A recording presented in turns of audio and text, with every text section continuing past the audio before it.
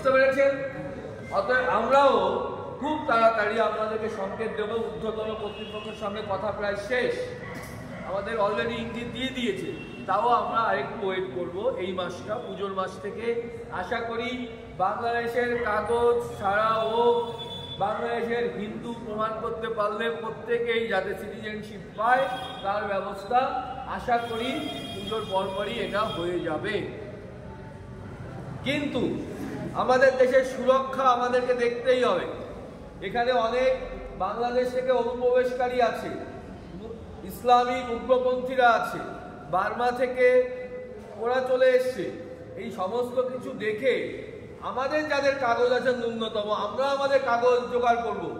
তাদের জন্যে যারা আনতে পারছে না তাদেরকে সাহায্য করার জন্যে আমরা যদি 1000 ফর্ম ফিল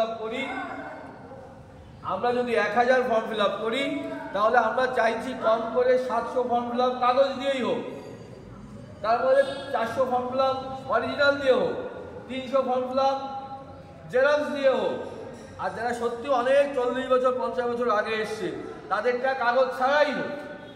তাহলে কি হবে, যারা পরে যাদের কাগজ ছাড়া হবে তাদের জন্য স্পেশাল ব্যবস্থা করে পুলিশ ভেরিফিকেশন করে, অর্থাৎ সেন্ট্রাল আইবি দিয়ে তার বাড়িতে গিয়ে ভেরিফিকেশন করে হিন্দু কিনা দেখা হচ্ছে, এরকম একটা প্রপোজাল কিন্তু অলরেডি ঘোরাফেরা করছে। আমি তো প্রকাশ্যে বলতে পারি না কি হবে, বুঝতে পারলো? আইন না আসলে বলা উচিত নয়, অন্য অন্য মানুষের মতো নয় যে যা বানিয়ে নিয়ে একটা কিছু বলে দিলাম, সেটা করা যাবে না। কিন্তু আপনারা নিশ্চিত থাকুন, এসআইআর কোনো সমস্যাই নয়।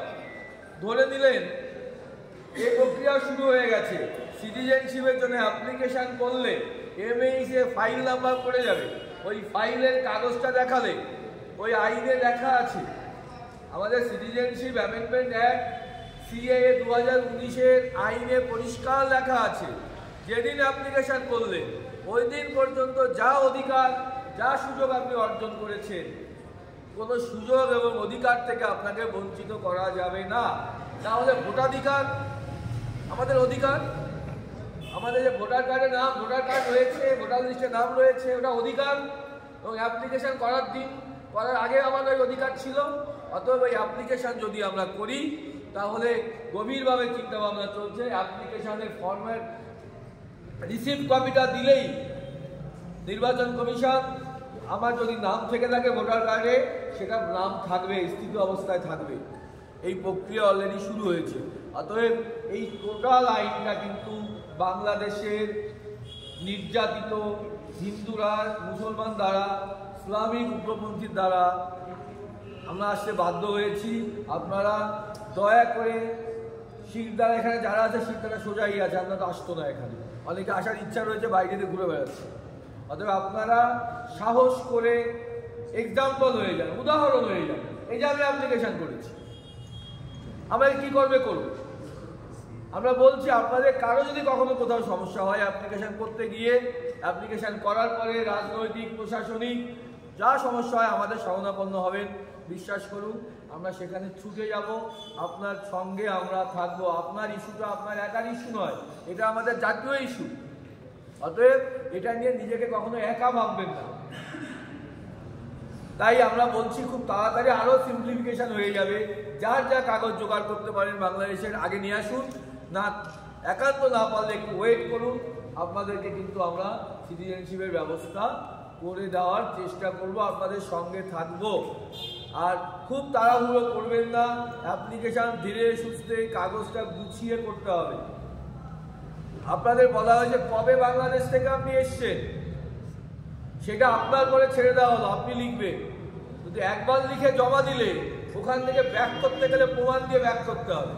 ধরুন আপনি লিখে দিলেন 88 সালের 1 জানুয়ারি এসছি আমি, কোনো প্রমাণ আপনাকে দেখাতে হবে না সরকারকে। কিন্তু ওইটা আপনি দিয়ে একবার সাবমিট করে দিলেন, তারপরে বলে আহা ভুল হয়ে গেছে, ওই ডেটটা হবে না, আমি চেঞ্জ করব।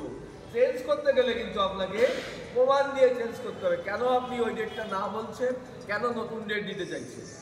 অতএব অ্যাপ্লিকেশন করার সময় আমাদের কিন্তু একটু সচেতন হতে হবে। সবাই অ্যাপ্লিকেশন পাবে, অ্যাপ্লিকেশন করার পরে ক্যান্সেল হবে না, আবার যদি কোনো ভুল থাকে সেটা আবার বন্ধ হয়ে যাবে, তারপরে আবার অ্যাপ্লিকেশন নতুন করে করা যাবে।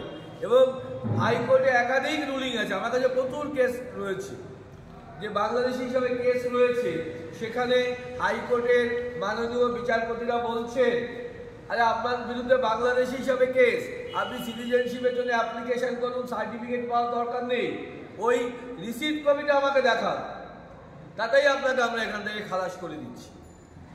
এতটা শক্তিশালী আইন কেন আমরা করব না? আজকে আমরা করব। এখানে যারা আছে 90% করার জন্য 100% মানসিকতা নিয়ে এসছে।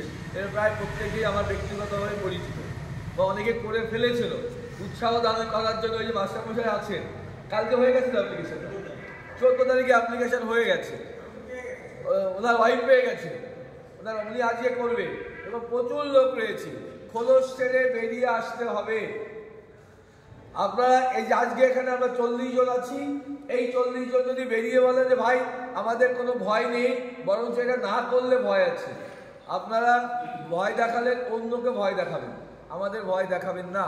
এটা বললে থেকে পাশে 3 জন দাঁড়িয়ে যাবে আপনার পাশে। কিন্তু আপনি যদি কিন্তু করে পালাতে থাকেন তাহলে কিন্তু নেগেটিভ ইম্প্যাক্ট পড়বে।